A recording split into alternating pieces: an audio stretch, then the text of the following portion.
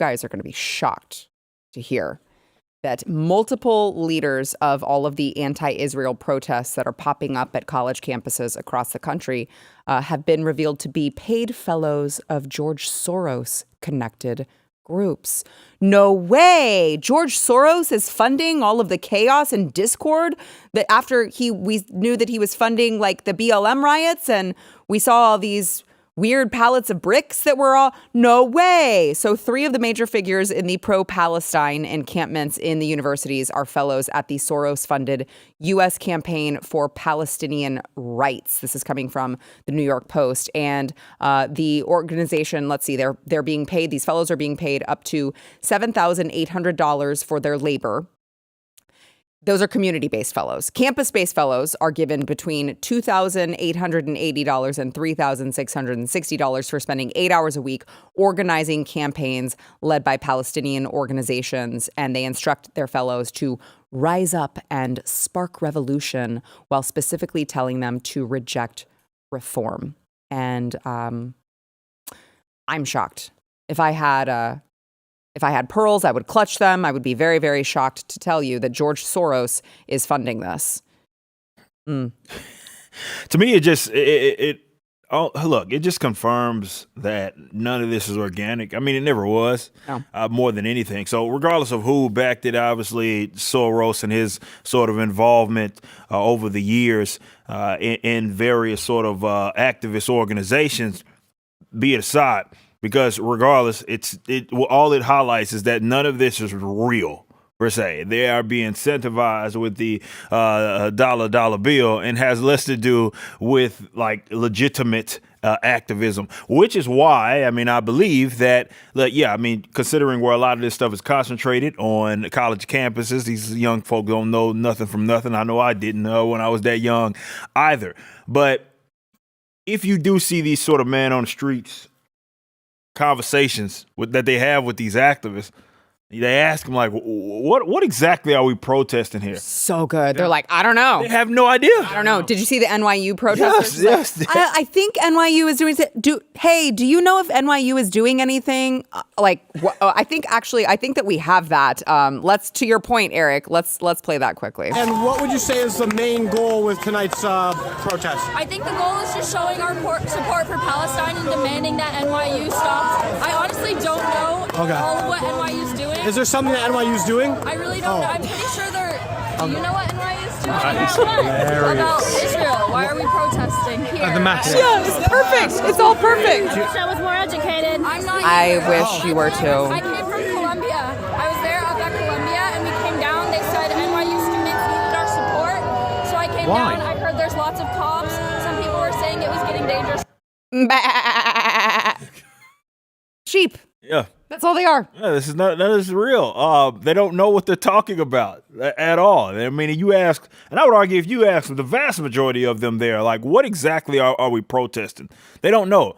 We just had this conversation, I believe, Tuesday here, where we talked about these like impressionable, like young people, and that's purposely why these people target that demographic, because they'll basically eat up anything, right? And because everybody's trying to reinvent the wheel of activism, they want to look, it is quite literal definition of first world problems is what's happening here. This era that we're living through now, arguably, yes, there's conflict in the Middle East, but there always has been, but you're still living in the most peaceful times in human history. Let's just be completely honest about this. Not to say things don't maybe suck in some capacity, but that's the honest to God's truth. So what has to happen is that everybody wants their movement. Everybody wants their moment. They want to feel like I'm doing something and I'm a part of something that is going to be remembered forever. The civil rights activists, if you will. None of them are that. And none of them can even tell you what they are part of. But this is why I always say, Sarah, like activism is the occupation of losers. That's what you're seeing right now. Yeah, they lack purpose in their lives. We've spoken about this before. Yeah.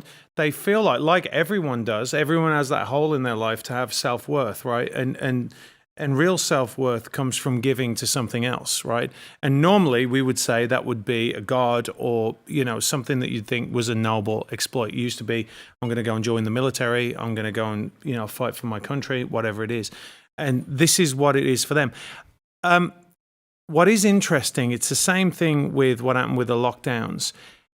you know, I wasn't around here, so I didn't. I'm pretty sure I know what your guys' stances were. But when I came out against BLM, right, because it was clearly, you know, AstroTurf, right? It was clearly lies, clearly manipulated, not organic, as you said. It wasn't. They did a really good job of kind of guiding people. Well, now you can really see it.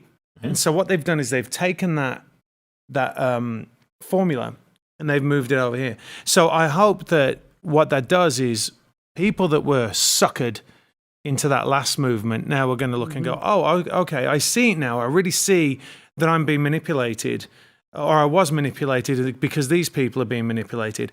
But let me ask you this. What is the end goal? Is it just chaos? Is it just conflict? Yeah. Yes. Is that what it is? That's it? I think that's really what it is. It's a ripe demographic to create said conflict, right? Also, if you have look, the major players may know exactly what they advocate, right?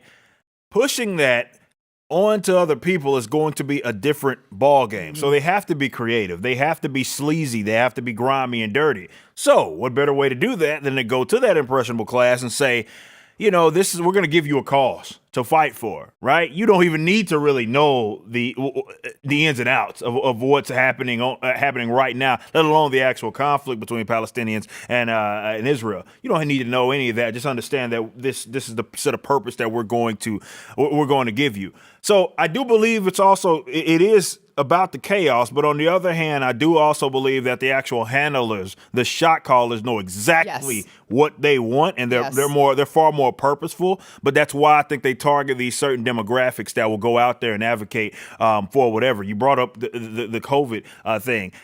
We saw a large body of people that were just all on board for something that was objectively wrong. So while they may have been going into it with a different idea, I do believe those that wanted the control got the control they ultimately wanted, and COVID may have been their vehicle. So there's sinister stuff at play as well. If you like this clip and you want to see the full episode, click here. And if you want to subscribe to the channel, come on, you know you do. Click here.